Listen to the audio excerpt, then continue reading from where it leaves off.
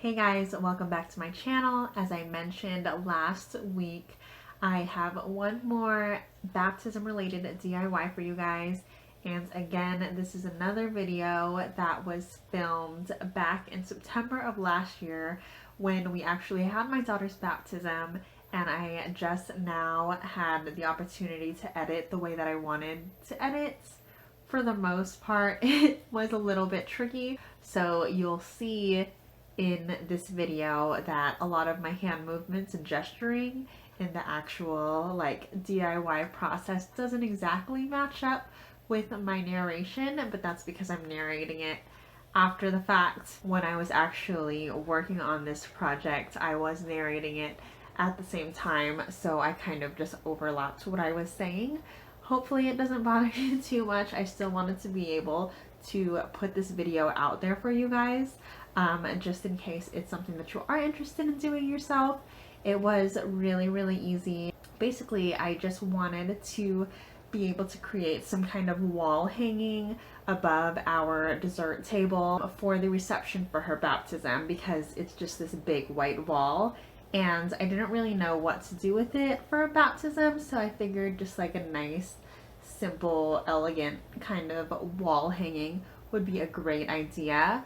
I originally envisioned buying a large piece of lace or something like that and just cutting it out in a way that it forms like a really just beautiful like panel, kind of curtain like panel or something. If you kind of catch my drift, you'll see that I didn't end up finding lace, but I did grab some ribbon. So I'm just gonna cut to my old intro really quick, and I was totally whispering in that intro, which is part of the reason why I had to re-edit everything.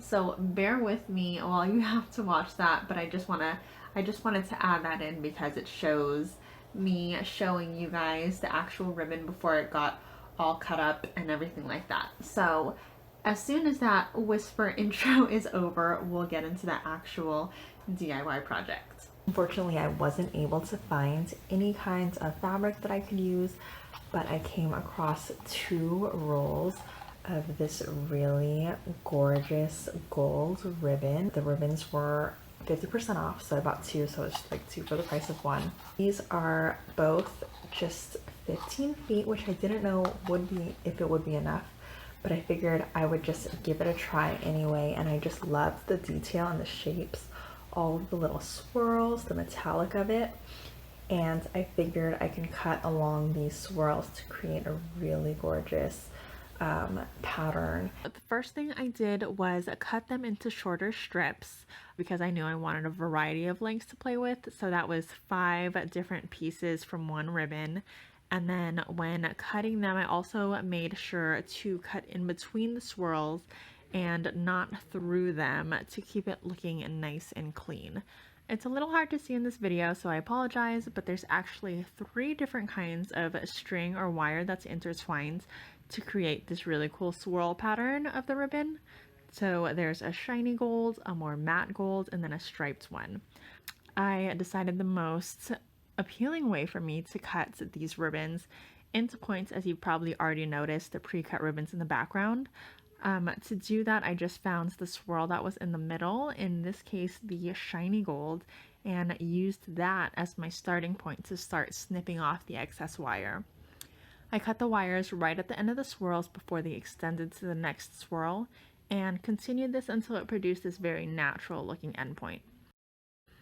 Once I got all of my strips cut, I started playing with how exactly I'd be laying them side by side, originally laying them out longest to shortest and then vice versa on the opposite ends. But then I ended up really loving this more up and down pattern, again making sure to repeat the pattern in reverse on the other side so it was symmetrical. The next step was to hang these ribbons. I used a golden curtain rod that I already had laying around and just some white sewing thread to attach the ribbons.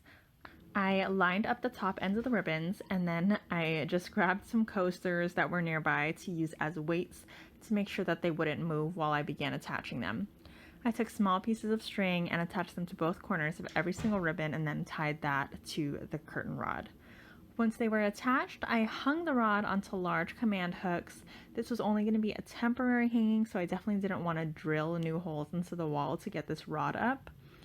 And then after hanging it, I realized that the ribbons didn't fall perfectly flat, although I guess I should have expected that. But since they were wire ribbons, I was able to bend and flatten them a bit more, and then to just really keep it all together, I simply added strips of packaging tape to the back between each of the strips. This was honestly really just a quick fix. If you want something more permanent, I would definitely suggest possibly adding a little bit of glue to the sides of the ribbon or something like that just to keep it together. Tape definitely wouldn't hold long term if that's something that you were looking for. To finish it off, I really wanted to add a center hanging, so I cut 3 strips and attached them together to form a crucifix. I just used some small pieces of string that I tied into knots at each of the corners, and then followed suit using just white thread to hang it to the curtain rod. So that was it. Super quick and easy. Thank goodness I was able to find that ribbon, because it just, the way that the swirl pattern was, it was just so perfect for this project, and it really helped make it look very intentional. Like that's what it was supposed to be. That's what it was made to be. I definitely got some comments afterwards saying it looked like one large panel, which was my whole intention to begin with. I definitely would have bought more ribbon and made a larger statement wall hanging had more ribbon been available, but it wasn't. But I still am pleased with the way that it turned out. If you guys liked it as well, go ahead and give this video a thumbs up. Thank you guys again so much for watching. I really appreciate you. If you aren't subscribed already, make sure you hit that subscribe button. I have a lot of DIY projects brewing in my mind that I'm excited to eventually share with you, and I know that you guys are gonna love it. And I promise that is the last of my retro video editing. So from now on, I'm gonna try to produce much better content for you guys, much more professionally edited content, and I hope you guys enjoy it. So hit that subscribe button, hit that thumbs up button, and thank you guys again so much for watching. I love you, and I'll see you in the next video.